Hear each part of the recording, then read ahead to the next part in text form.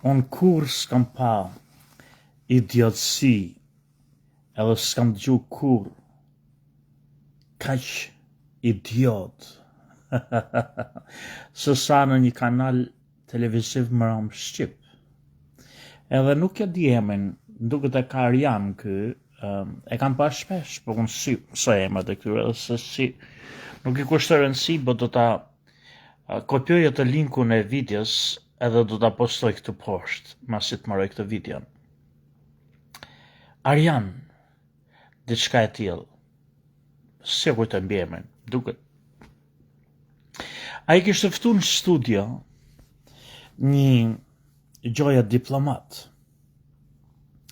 Edhe ky kishte qenë ambasador në Kin që në kohën e Enverit. Edhe më shkatroi edhe besimin që kam pas që ashtu siç ka qenë komunizmi, gjakatar,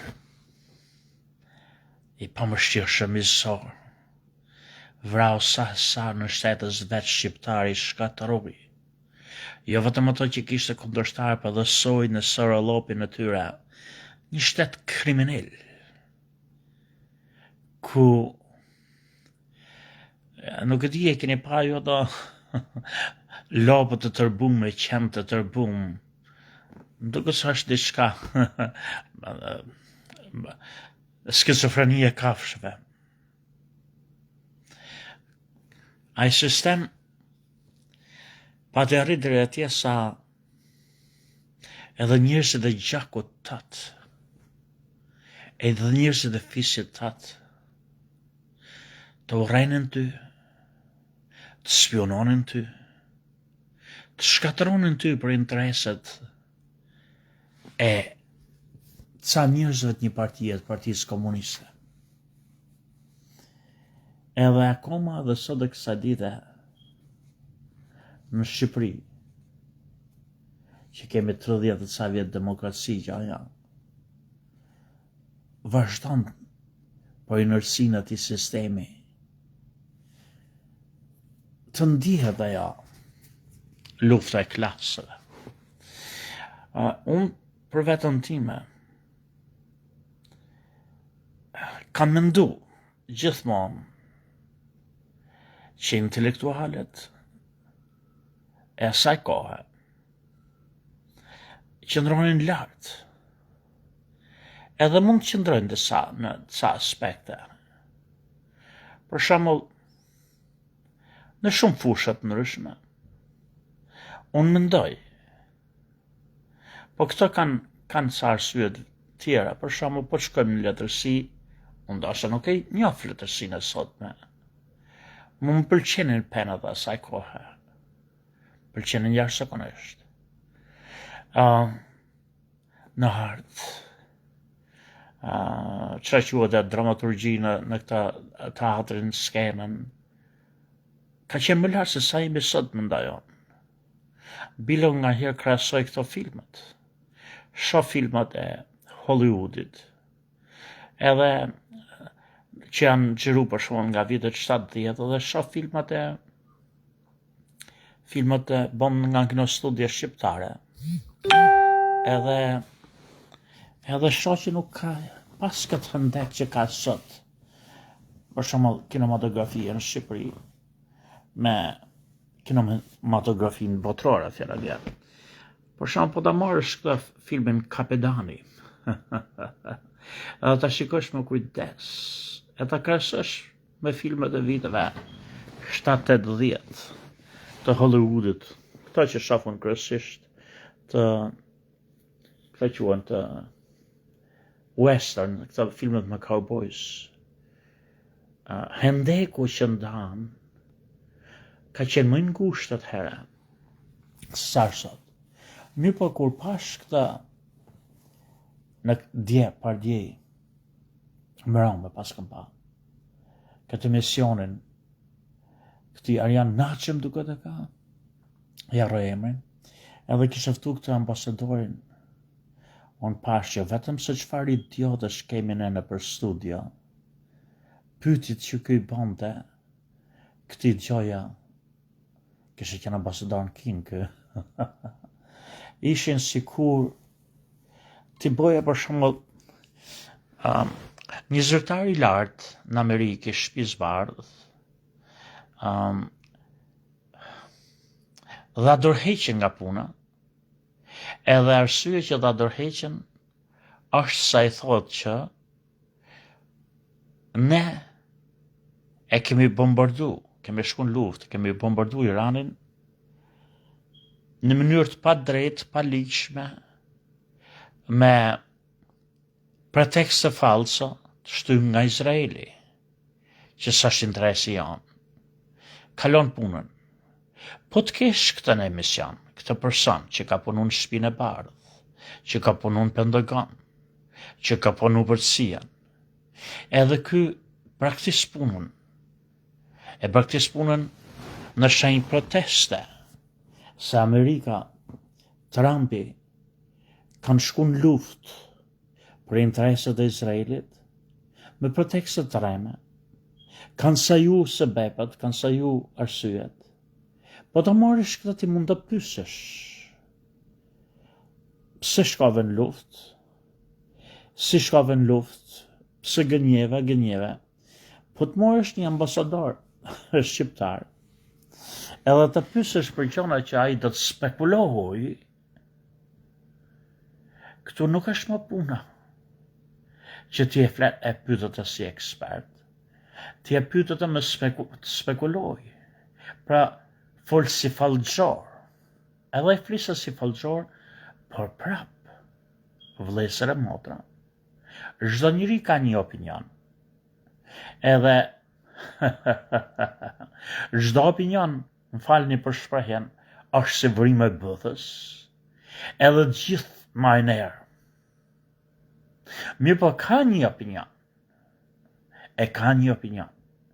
edhe çdo njeri për shembull, që mund të vinë në studi, mund të ketë kriju një opinion, edhe do të dëgjosh opinionin e tij në qoftë se opinioni I tij është aq me vlerë, aq me fasos, aq I ndryshëm, sa që njerëzit do të mësojnë diçka, është arsyeshme kjo. Kështu janë opinionistët. Kështu janë njerëzit që u dëgjohet fjala. Edhe ti mëson diçka nga studja, pse po bëhet lufta në Iran, për shembull? Pse po reziston, si po reziston Irani? Pse NATO, për shembull, nuk po e ndihmojnë Amerikën në këtë luftë? Pra, populli ka një dilemë.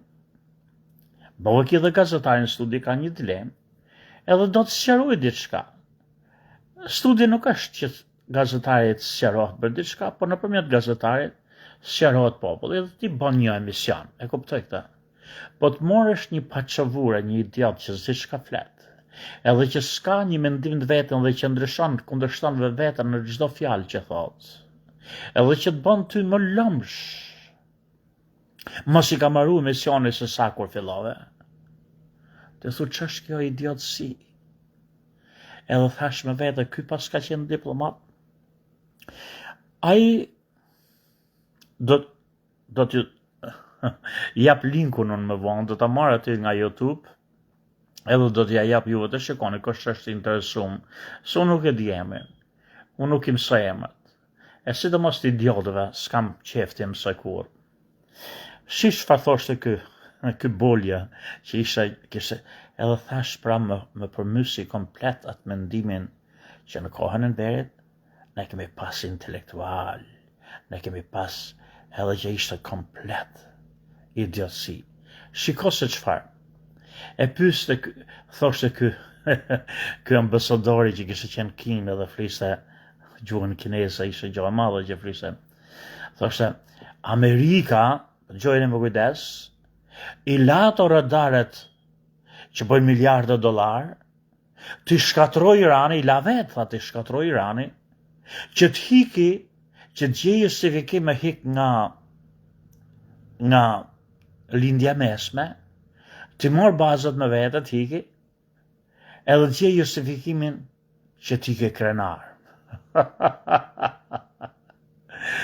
Pra, I la radaret miliarda dollar, i la vetë i shkatroj Irani, se Irani së mundi shkatroj, që të hiki nga atje, të ketë justifikim e hik nga lindja mesme, edhe të hiki krenar.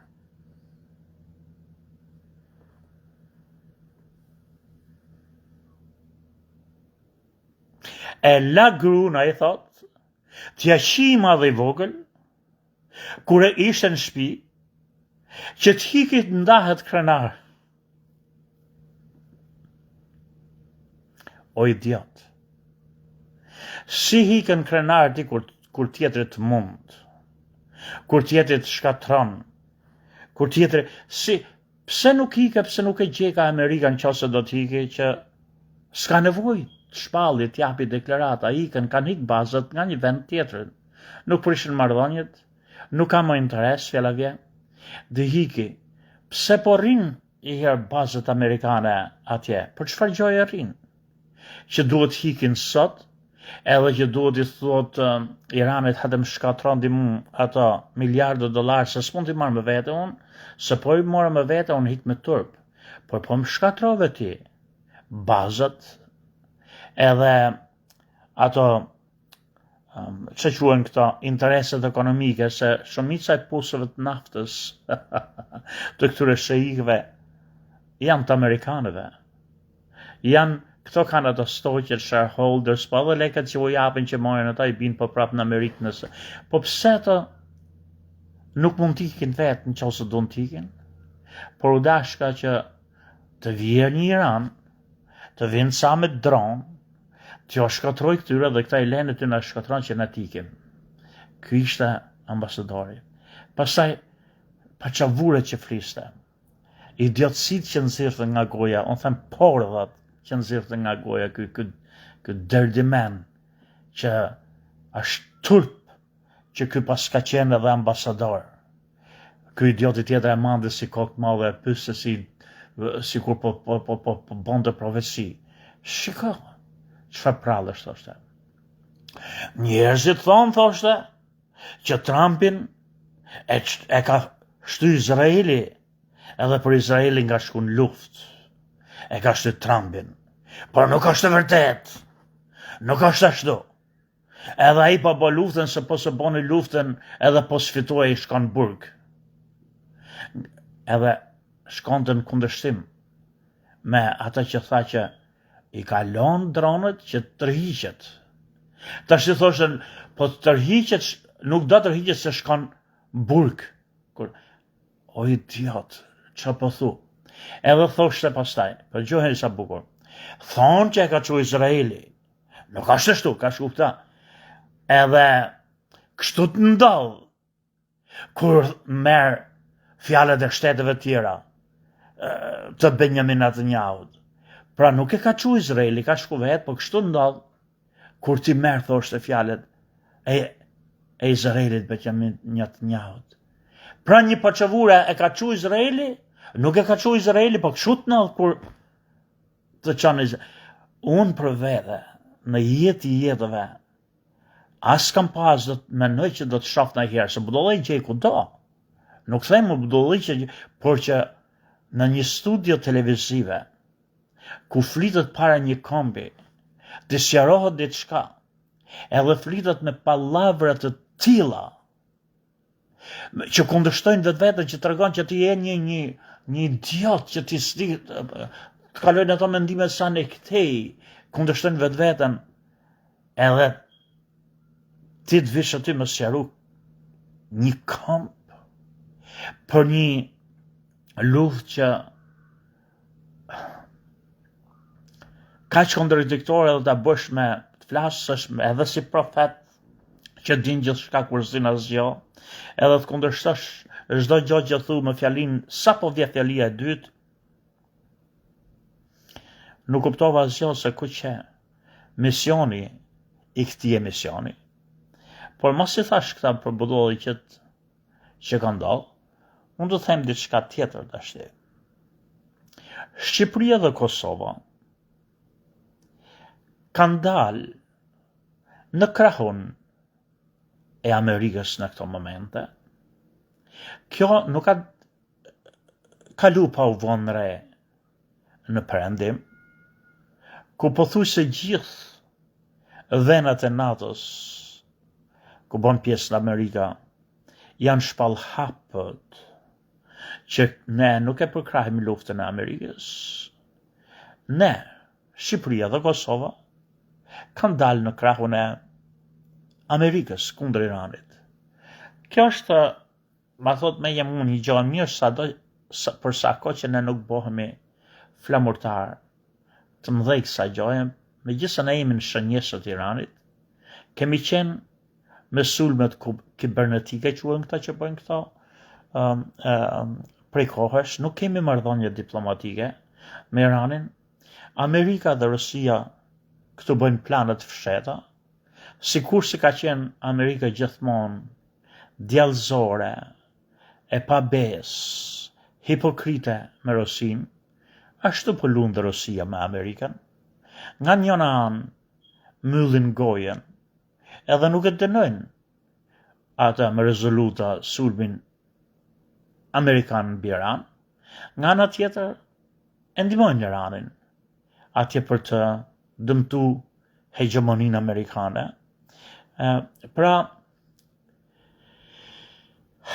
në këtë konflikt, Rusia dhe Amerika, siç kanë qenë gjithmonë, janë të përbashkët. Edhe bilesin kohën e luftës së ftohtë, po i ndajnë dhenet e influencës, edhe Rusisë janë heq sanksionet që ishin vu gjatë luftës së Iranit, të shesi naftën tek importuesi më i madh në botë që është Kina.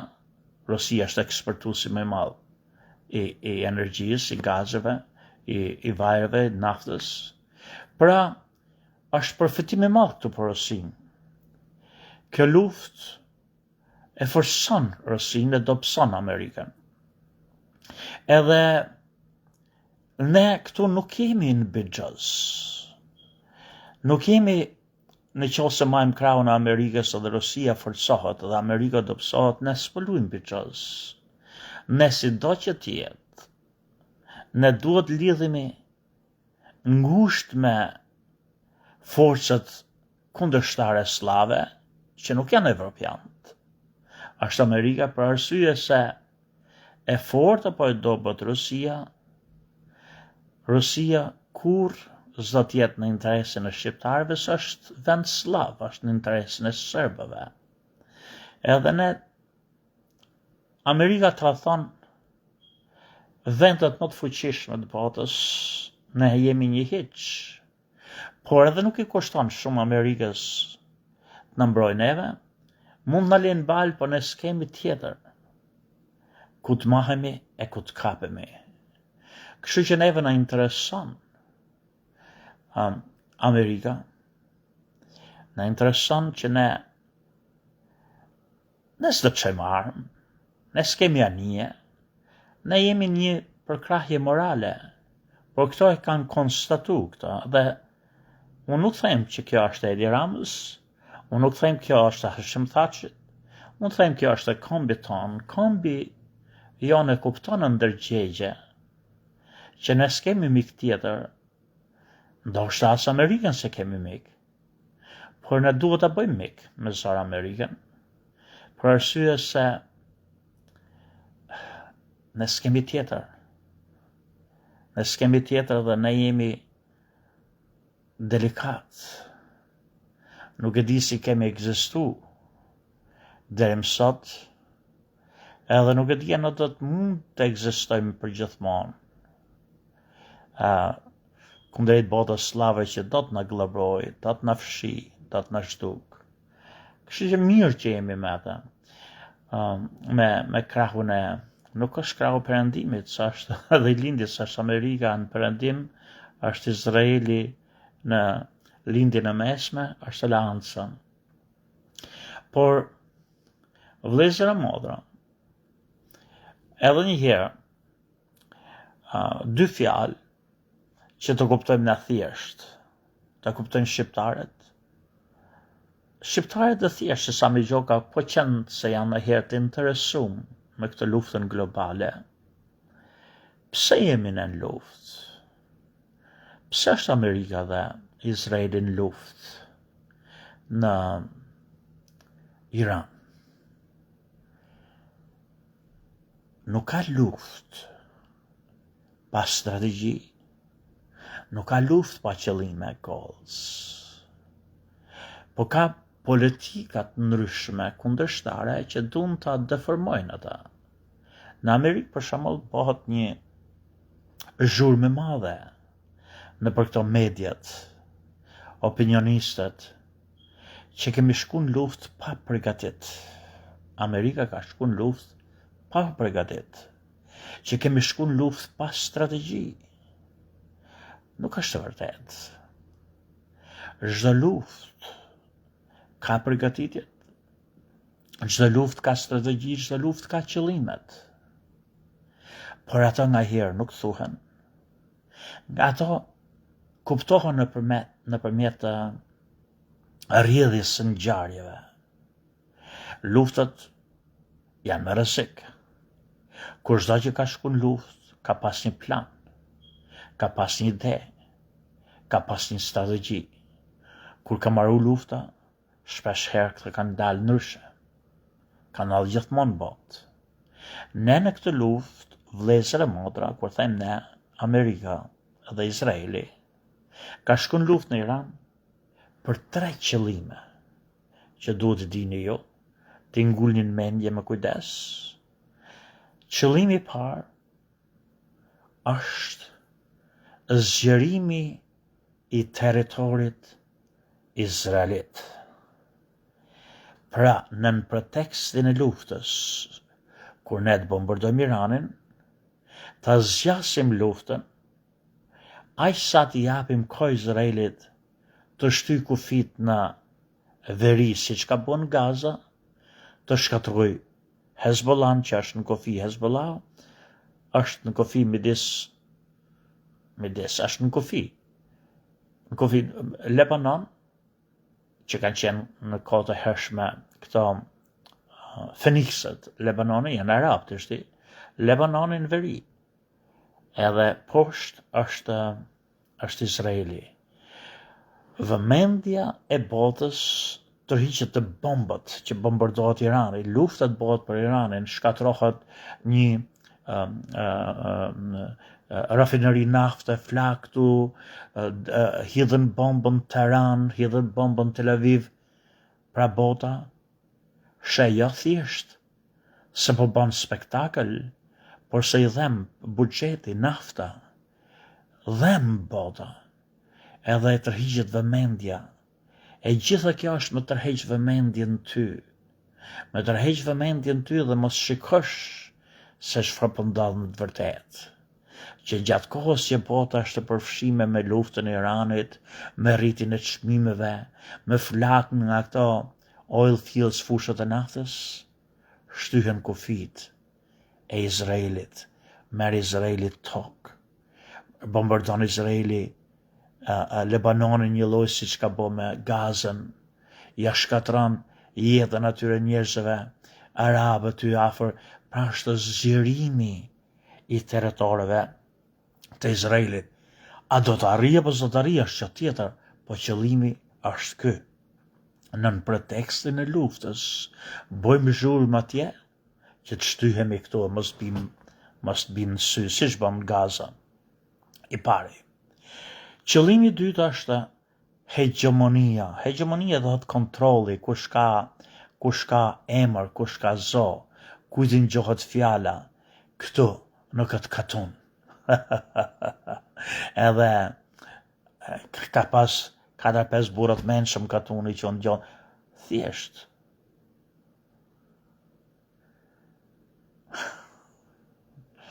Katër pesë çuna të bukur e të pashëm një katun, një gocë e mrekullueshme.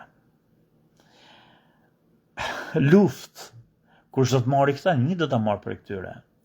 Lufta tash në lindjen e mesme është kontrolli i puseve të naftës. Kush do të kontrolloj naftën deri dje, e ka kontrollu Amerika. Kina është lubi, thot ai Sali Berisha për këta që vjell, për këta hajdutën si kishe ke Balluku. Kina është lubi që do të kolofis gjithë energjinë se s'mund të funksionoj, s'ka energji, s'ka naftë. Kina ka çu trenin hekurudhën nga Pekini deri në Teran me morë naftën me tren mos kaloj fare në përdet. Shikojeni që s'pinë sy këta. Myllje e Hormuzit është një rryp aty ngushtica Persike, gjiri Persik se e themin aty në Hormuz. Aty është një ngushticë ku kalojnë nafta, 30%, këto thonë 20%, 30% e naftës botërore që konsumohet sot kalon aty. E kontrollon që të vip del në detin Indian, e kontrollon Irani. Irani nuk ka nevojë të ketë ushtri moderne, raketa, tanke që i ka. Me ato që marrin shpatull që hull atë që quajnë atë raketën që marrin në shpatull, me që një ushtar dilet e Maskodre, edhe hedh edhe e shyt në tokë një anije. Pra ka kret mirë po Kina e merr naftën tash me tren po të doj. Pra Kinës kjo tash e shkatron perëndimin. Pse? Se lidhja aleancëve e Kinës që po shtrihet në përballë, po shkon me bile, s'ka nevojë të shkosh në përdet, ku shrodha po e merr me trena. Kjo po i rrëshqet nga dora kontrolli naftës Amerikës, pra lufta e dytë është hegemoni, kontroll. Edhe kush është kundërshtar i Amerikës në lindjen e mesme, nuk janë vendet arabe. Vendet arabe këto i kanë thes. Udhëheqjen e vendeve arabe, këto e kanë, janë gjithë pro-izraelit. Askush nuk e ndihmon Palestinën, as Arabia Saudite, as vendet Emirate, as Katari, askush nuk e ndihmon. I kanë bëhet çfarë don në Amerika, në vendet arabe. Vetmi kundërshtar amerikan është Irani. Pra është një qëllim i madh. Qëllimi i madh është shkatrojmë Iranin, që duke shkatruar Iranin, ne vazhdojmë të kemi kontrollin e pusëve të naftës në gjirin Persik. Pra nuk është pa goals, nuk është pa qëllime, si thonë. Janë qëllimi i parë, si që thash juve, qojnë qose jeni të interesum, është zgjerimi i territoreve të Izraelit në veri. Ju, në lavë bota, përqëndrojeni vëmendjen ke lufta në Iran, ke rafinerit që digjen rrugullohen prap nesër, ne shtym kufit, zgjerojmë Izraelin. 2, që thashun, qëllimi dytë, është të dobësojmë hegemonin e Kinës, të Iranit, se Kina pra dhe Irani, po në qoftë se Irani kontrollon ata, fillon edhe kontrollon Kina, se në vendet arabe me gjithë se kanë po investime të mëdha. Kinesë edhe në vendet arabe i kanë dorë Amerika. Por nëpërmjet se Irani nuk është vend arab, këta nuk e them për njerëz që din, po për njerëz të thjesht të nivelit tim. Për ata, Persia, Irani, nuk është vend arab. Këto janë një etni tjetër rivale e përjetshme arabeve, edhe kanë edhe një fet ndryshme nga shumica, një sekt tjetër musliman që është shiat. Por shiat, jo të gjithë shiat janë pers, ka dhe shia arab që kanë zgjedhë sektin tjetër, arsyet ndryshme të nuk shkojnë në teologji, por edhe një herë, vendet arabe, Amerika i kanë xhep. Persin se ka fut kur në xhep. Pra qëllimi i dytë është të dëmtojmë, mos lejojmë të rritet më shumë kontrollin, hegemonin iraniane, sepse kjo nënkupton kontroll dhe hegemoni kineze. Kina po rritet. Kina është forca e dytë ekonomike në botë mas Amerikës. Dhe e treta qëllimi i tretë, se thashë janë 3 qëllime që të dini ju me kujdes, është siguria e Izraelit që krijohet duke dëmtu ushtarikisht, financiarisht, ekonomikisht, Hamasin dhe Hezbollah. Në qoftë se Hamasi dhe Hezbollah dëmtohen, atëherë siguria e se rritët Izraelin e përshtojnë, për që do të rrisësh e të ashtosh shkat të marrësh teritorit në qoftë se si e gjendë të imbrësh, në qoftë se kërcënohesh. Nga kush kërcënohet Izraeli? Izraeli kërcënohet nga Hamas në Palestinë dhe Hezbollah në Lebanon. Kanë qenë edhe në ata kodrët e Siris, po është në Lebanon. Pra këta janë 3 qëllimet, se po qese Irani kapitolan, ose ndron shteti, arrin nësë arrin është gjatë tjetër, se jo çdo qëllim realizohet, po këta janë qëllimet. Po qese Irani shkatrohet dhe s'është në gjendje të financoj as Hezbollah dhe as Hamasin, atëherë s'ka më kërcënim për Izraelin tash për tash, me vonzëtim ç'dalim. Nuk janë vendet arabe që financojnë, që këta investojnë për Hamasin dhe Hezbollah. Edhe pse Hamasi është suni, janë arab, edhe pse Hezbollah është një vend kryesisht suni, nuk kanë lidhje me shiat, ja është Irani për 3 qëllimet kryesore, është shumë e pastër këtu Amerika. I ka qëllimet, por nuk është nevojë të deklarohen, nuk është nevojë të shpallen. Luftrat vazhdimisht në vendet demokratike merret leje, sensibilizohet populli që të ketë përkrahje. Kjo quhet arrogancë, nuk quhet pa qëllim. Arroganca dhe mos përgatitje për luftë janë gjëra të tjera. Mos gjoni mitjen, mos gjoni idiotët si ky Ariani, që ishte ky Arian duket e kishte edhe ky Bolja, ky idioti që është thritë të sqaroj gjoja. Edhe çfarë ndodh? Bota perëndimore është hedhë një valë sulmesh kundër këtij operacioni, është luftë fakt. Që ne s'kemi qëllime, që ne s'kemi strategji. Ju sot i mësut 3 qëllimet. I mësut pse jemi në atje. Është një që të shtyjmë territorin e Izraelit në veri drejt Lebanonit, gjaja duke shkatru Hezbollah të mbrohemi, edhe këta e bëjmë në mënyrë me luftë të tipit Gaza, shkatrojmë qytete, ja bëjmë jetën të padurueshme arabëve në Lebanon, zbrazën tokët, marrin tokët, bota nuk e shef, bota nuk e transmeton, se bota po merret me pusët e naftës, po merret me Hormuzin, po merret me udhëheqësit e lartë iranian që vriten, e varrosen çdo ditë. Po merren me dronet, si mundet një dron 20.000, 15.000 dollarsh të shkatroj një radar $500 milion. Me këto merret bota kur territori zgjerohet, nëse zgjerojmë.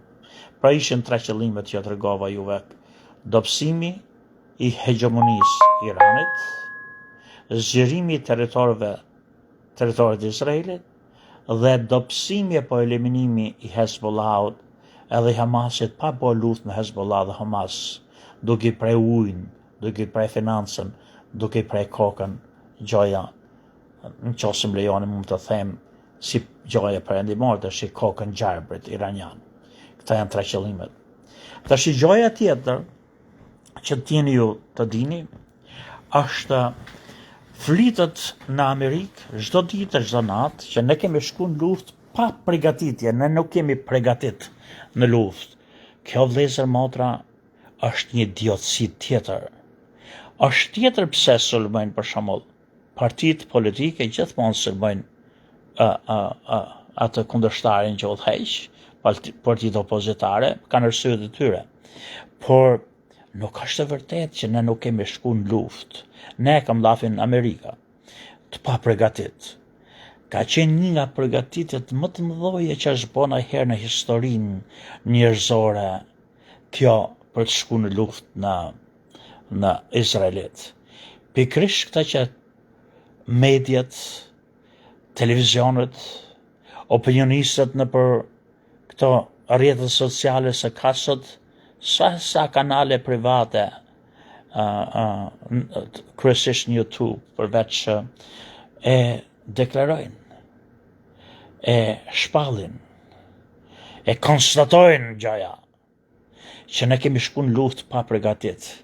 Këtë radhë, Pentagoni, Shtëpia e Bardhë, administrata amerikane, ka shku në luftë pa përgatit. Vëllezër e motra, në kundërshtim me këta, ka qenë përgatitje më e madhe që është bona herë në historinë e njerëzimit. Edhe do të tregojnë juve, dal nga dal që t'ju bind, pse kemi qenë jashtëzakonisht përgatit. Në radhë të parë, Izraeli, e ka fillu përgatitjen bashk me Saudët e Cia për luftën, për këtë luftë që bëhet sot me dekada. Po kryesisht vitet e fundit dhe kryesisht këto 2 vjet që është Trumpi në pushtet. Ne kemi shku dhe kemi vra diplomat amerikan në ambasada amerikane në përbot, që është për shembull në Siri. Kemi vra general apo diplomat që janë të paprekshëm diplomatët. Pse kemi vra? Kemi vra që Irani të reagojë, të shohim forcën, të shohim sa reagon, edhe të shohim çfarë fuqie ushtarake ka, çfarë rezistence mund të na bëjë, cilat janë armët, sa është një vend komplet i izolum, i shkëput, në sanction, ku çdo gjë që është shpik në dhe, është shpik në për tunele, në për qytetet në ndheshme, në male, të shohim forcën, të shohim rezistencën, të shohim popullin iranian. Edhe tjetër, kur këto nuk kanë dhënë rezultat që kemi dash ne, sepse ata kanë qenë shumë të rezervuar iranianët në këto kundërpërgjigjet, kemi bombarduar në mrena Iranit, kemi vra shkencëtar që merreshin me këto shpiket, por janë shkencëtar, gjaja shpiket e bombave atomike, ku do diun. Kemi vrarë udhëheqës të Iranit, edhe Irani është kundërpërgjigj, sidomos në ato të vitet që shkoi, ku hodhi dron, edhe hodhi raketa, edhe ca raketa, edhe ca dron, që në gjendje t'i kalojnë Iron Dome, çatia hekurt, si të thush, është një lloj mbrojtje ajrore, është nga më të sofistikumet në botë, që këto radaret që thot ky idioti i la Amerika të shkatron të Irani që t'hiknin me krenari. Pra, këto radaret janë gjendje të kapin rreth e rrotull valët kur shpërthen një raket kur ngrihet, edhe të shohin drejtimin se ka shkon raketa, edhe t'i japin sinjal këtyre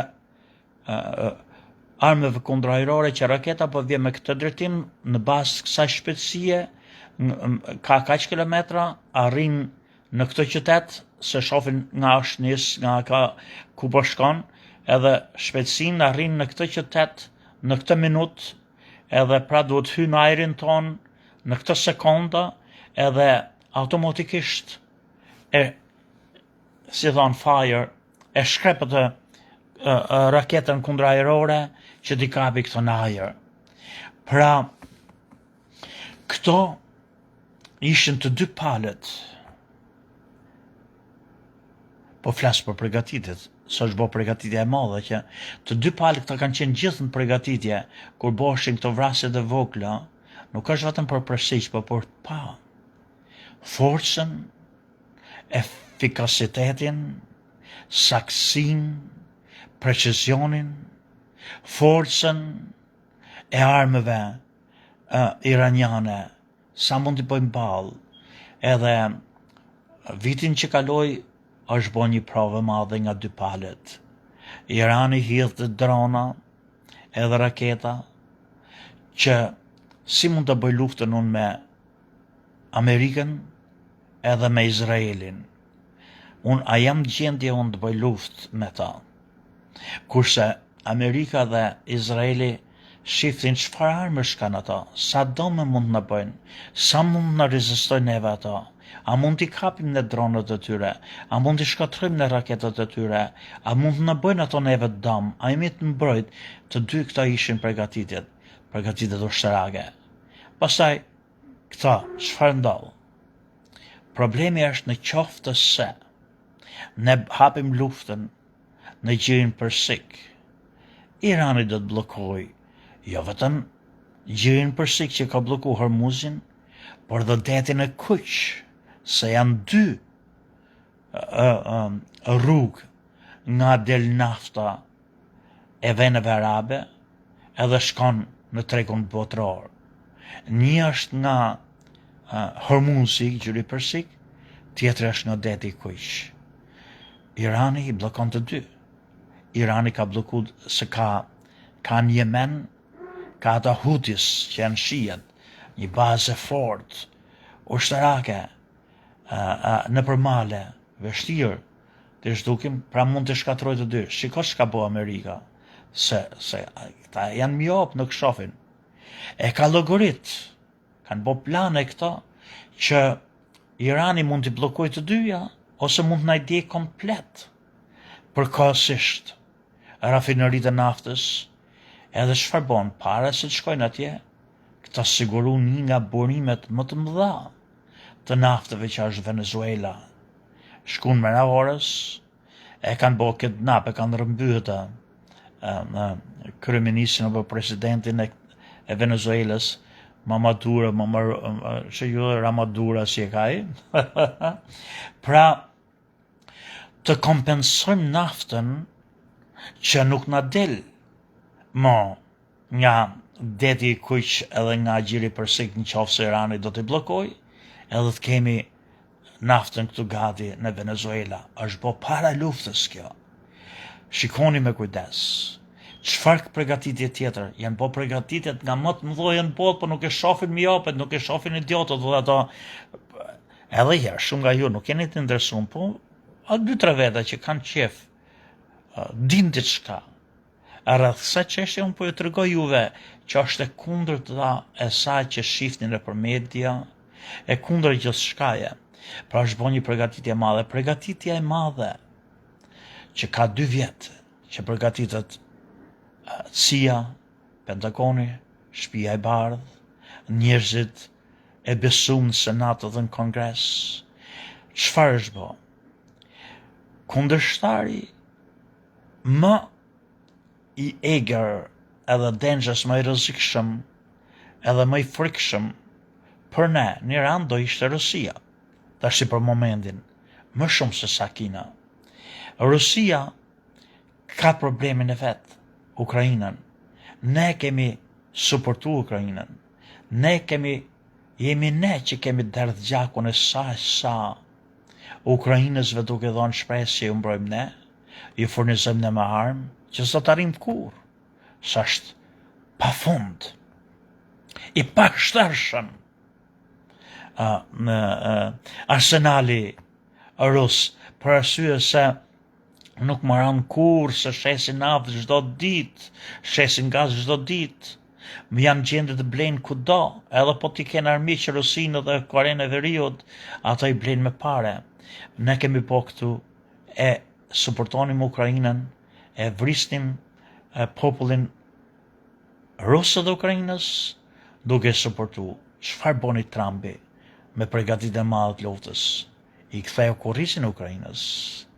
edhe boni pakte me Putinin që bësh të dush me Ukrajinën, nuk do të mbrojë Ukrajinën, bile do t'i bëj shantazh, do t'i bëj presion, do t'i bëj kërcënime që t'jap ty çdo gjë që ti kërku, por ama mos më zgjidh probleme në dy vende, në Kosovë edhe me Serbinë edhe në Iran.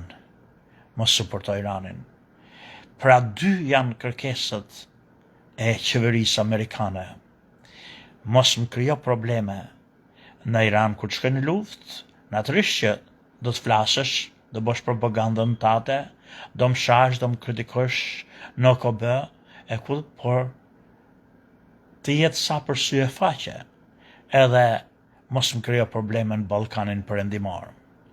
Ndaj ka ranë heshtje tash që Serbia përkohësisht, planet nuk ekzistojnë gjatë. Pra shifni se sa plane edhe sa përgatitje ka bo. E kemi ndalë me i herë atë supportin, përkrahjen, mbështetjen për Ukrajinën, që Rusia mos përshkra Iranin, kur të shkënden luftë kundër Iranit. Këta janë përgatitjet mëdha. Kush është një fuqi e madhe përveç Kinës, bon planin me Kinën, përpara se t'i bin Iranit, këta kanë bon një takim, organizu një takim midis Trumpit dhe si e ka i bosi i mafjës kineze, si e ka i udhëheqësi kineze, presidenti kineze, çka është jaro emrin, kanë bo takimin. Para takimeve të tillë njerëzve të mëdhenj shtetit, fuqit e mëdha botrore munohen mos krijojnë probleme, që mos ketë edhe Trumpi e kishte bërë këtë kastile para luftës, para se shkojnë luftë në Iran, kishin caktu takimin me këtë presidentin apo nuk e di kryetarin e partisë se çfarë është ky kinez, që të paktën deri kur të bëhet takimi, Kina mos krijoj probleme, mos dalë kundër Amerikës, se munohen këta fuqit mos krijojnë probleme të tilla. Edhe me qenë se lufta po zgjat, çfarë boni Trumpi? E ka shtyr takimin. Shtyri takimit i blen kohën që mos dalë Kina haptës, së ndryshe bëhet i pakëndshëm takimi midis. Pra, mund tjetër, kush është fuqi tjetër e madhe? Fuqia tjetër e madhe që vjen mas Kinës, Rusisë në botë, është India. Vetëm pak ditë para se të plasi lufta, ai Modi, president apo kryeministër i Indisë, u thret në Tel Aviv, u ftu në Tel Aviv, u prit si një celebrity, si një njëri si movie star. Këto gjitha tregojnë një lloj përgatitje të jashtëzakonshme që s'ka ndodhur ndonjëherë në botë për luftën. Njerëzit, idiotët, miopët, llapazanët, flasin që s'ka pas përgatitje. Ka pas përgatitje të jashtëzakonshme. Ajo që ka rënë sy që është në dëm të Amerikës, nuk është mos përgatitja, nuk është mos pasja e strategjisë, nuk është mos pasja e qëllimeve goals, por është arroganca. Kjo është një bixhoz që mund t'i kushtoj në qoftë se Trumpi fiton, e bëjnë të madh. Në qoftë se Trumpi humb luftën, arroganca pastaj do të dëmtoj. Pse është arrogant? Këtu kemi ne tash. Arroganca është që ka shku në luftë pa miratimin e Kongresit dhe Senatit që nuk e lejon Kushtetuta amerikane. Kjo është arrogancë. Ka shku në luftë pa konsultu me udhëheqësit e vendeve arabe që do të ndikoshin nga lufta, pa e marrë miratimin e tyre, pa marrë pëlqimin e tyre, pa marrë bekimin e tyre, pa e vënë të ndjeni. Kjo është arrogancë. Ka shku në luftë kur e ka pren besë sa është ajo përgatitja, nga përgatitjet ka qenë edhe bizetimet gjaja me Iranin, që Irani të flitën gjumë, të ullë të vigjilencën, që sa dërgur të maroj bizetimet s'ka dhe ka bubërtu mes bizetimeve. Kjo është arrogancë. Pse është arrogancë? Se po qëse lufta përfundon keq, edhe Amerika metet prap gjoja, nuk e ka më rolin apo besimin në përbot, për arsye se s'të beson kush që mes bizetimeve ti kishe përgatit edhe më mthe nga mrapa, thika nga mrapa, lullën nga para, kështu që kjo dëmton, po këto janë arrogancë. Tjetër,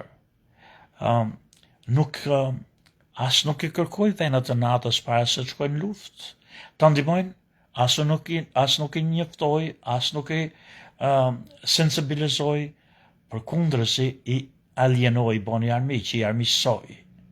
Për shembull për Anglinë, Trumpi para luftës u shpreh që anglezët nuk në kanë dhënë ndihmë në Afganistan, ku sa ushtar anglez janë vrarë atje, kjo ka qenë e rëndë për Anglinë. Pra, edhe kur Anglia, siç ka qenë gjithmonë, aleatja e përhershme Amerikës, i shprehu Trumpit një lloj gatishmërie për të shku në luftë, për të ndihmu në përsi. Trumpi u shpreh s'kemi nevojë për ndihmën e juaj tash me arrogancë, tash ne përfitum. Mirë, por në momentin që këto panë që nuk mund ta hapin atë gjirin për sik, në momentin që këta panë që lufta asimetrike do thotë pa barabartë, se është lufta me dronët lirë që po i kushton Amerikës shumë. Edhe është i lutën natës, i lutën gjithë veneve, bile edhe veneve jo të natës siç është Kina, që marrin naftë atje, që të vinë të ndihmojnë, këto nuk erdhen, edhe nuk kanë pse shkojnë, se ti nuk i kërkove ndihmë atyre, dhe kur të ofruan, ti the nuk kam nevojë për ndihmën e juaj. Tash ti kërkon ndihmë. Këto janë arrogancët. Këta nuk janë mos përgatitjet. Kjo është arrogancë. Përgatitja ka qenë nga më të mëdhojat në botë. Qëllimet janë tre qëllimet janë të sakta, të prejme, edhe s'është nevojë të shkruhen. Qëllimet e luftërve nuk mësohen asnjëherë në botë nga njerëzimi kur sa po hapet lufta. Mësohen më vonë ose gjatë luftës, por nuk dalin gjithmonë. Dalin gjëra tjera, të quhen pasoja. Edhe tjetër, çka desha t'ju them unë juve, është, pra ju tregova këta përgatitje të mëdha, është kjo lufta asimetrike, provoj që ne s'kemi pas inteligjencën e dume për sa i përket Iranit, sepse ne akoma vazhdojmë të jemi fuqi e madhe në botë, ne demonstrojmë në Iran, edhe demonstrojmë çdo ditë që s'ka fuqi ushtarake që matet me ne. Mirë, pa sa doj mallëtishti e ke një themër akili. Dhe Amerika po ekspozon 2 themra akili. Nuk ka një, ka 2 që ta mësoni ju. Themra akilit, për ju që nuk dinin nga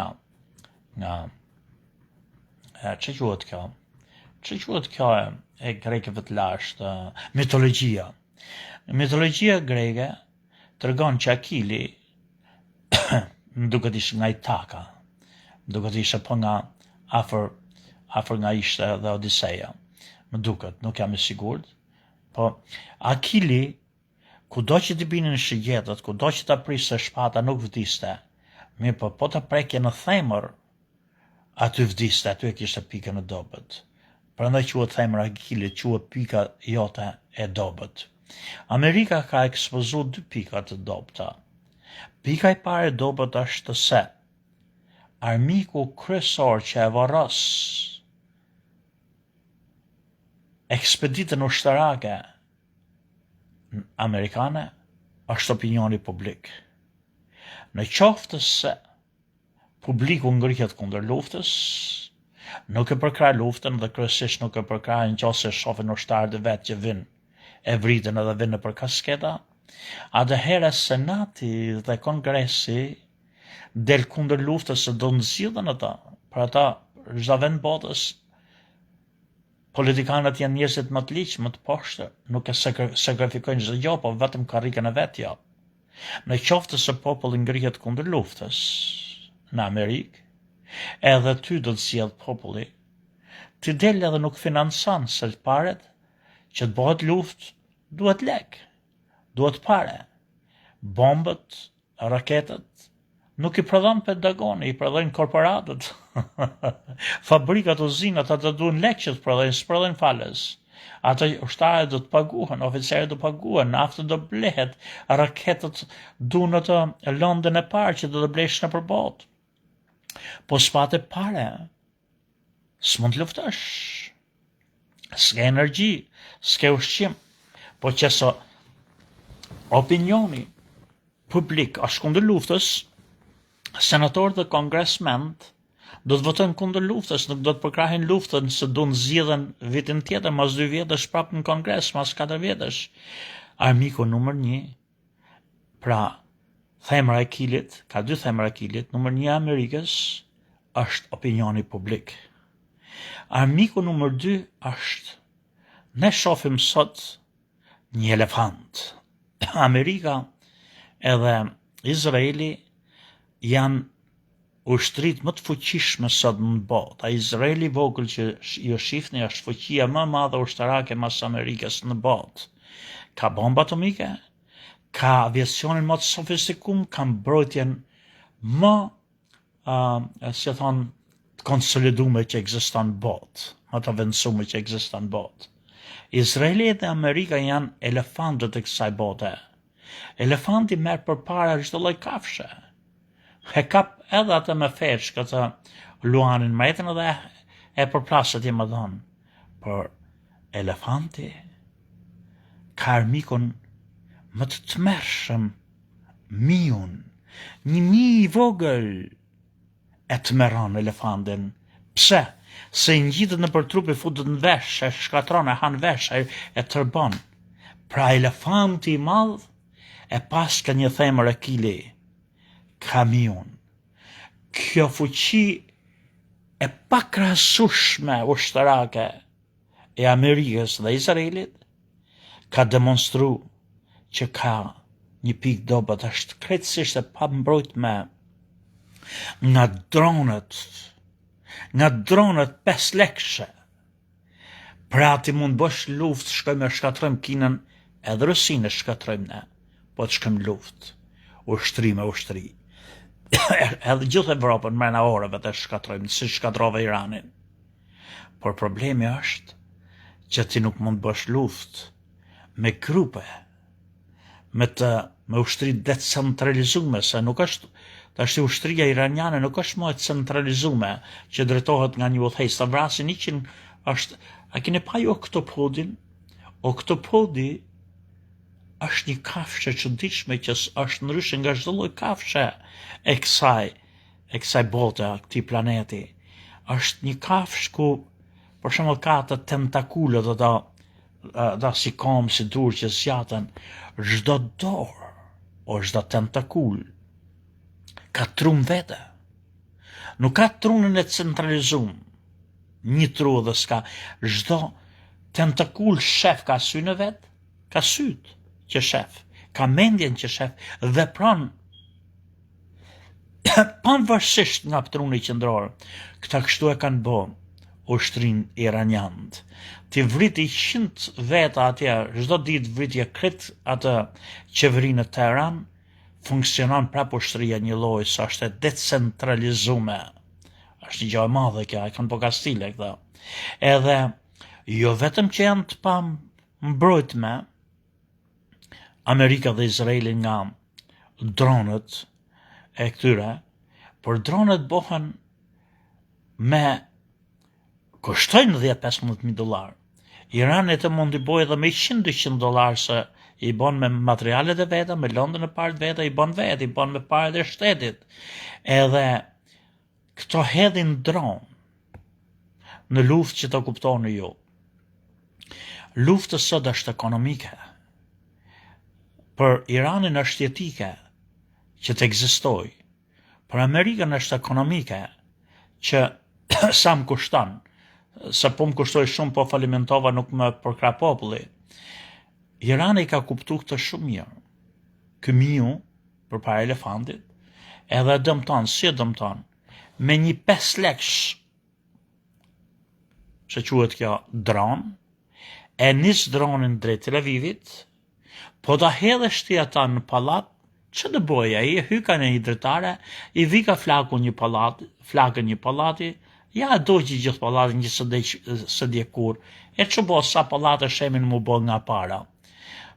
Dëmtimi i madh që i bëhet aleancës Izraele edhe Amerikane me dron, është jo se droni bjen edhe bën dëm në objektet ndryshme, bën dëme kolosale, në qoftë se për shembull bjen në një rafineri. Por nuk është dëmi aty, dëmi është para se të bjerë, sepse për një dron do hidhen 10 raketa. Një raket bën 500 milion felavje, apo 1 miliard, po të them 100 milion dollar. Një raket. 10 raketa që hidhen në ajër për me shkatru atë, bëjnë 1 miliard dollar. Pra me 10.000 ose 200 dollar dron, i shkatrove Amerikës ti 1 miliard dollar. Para, se botë shofin, po së botë dëm, nuk shofin në Tel Aviv shkatrohet në gjohë sa që po shkatrohet Irani, po botë dëm kolosal. Po nuk po e shofim se dëmi Amerikës, edhe po të djekësht i gjithë Arabinë Saudite, e që prejo Amerikës dhe Izraelit se ti e do që gjithë Arabinë Saudite. Por kur ti i shkatron arsenalin raketor Amerikës edhe Izraelit, ke bot dëm kolosal, se jo vetëm që s'ka raketa tjera për më arën qëllë ti rezistan edhe nuk zhdukësh, por do ti si thënë diplit, boshëtis magazinat që ka në Korenë e Jugut, që ka në detin e Kinës, ku i kanë këto, do t'i boshëtisi ato dhe metet pa municion, do t'i duhen vite Amerikës të boj dhe që ndimon kjo? Ushtarikisht ndimon Kinën, se Kina prodhon çdo ditë raketa dhania, kurse ne po i harxojmë dhe prodhojmë me shumë vështirësi. Pra kjo lufta asimetrike do thotë pa barabartë. Simetri janë dy gjëra të ngjashme që janë krejtësisht eksaktësisht barabartë.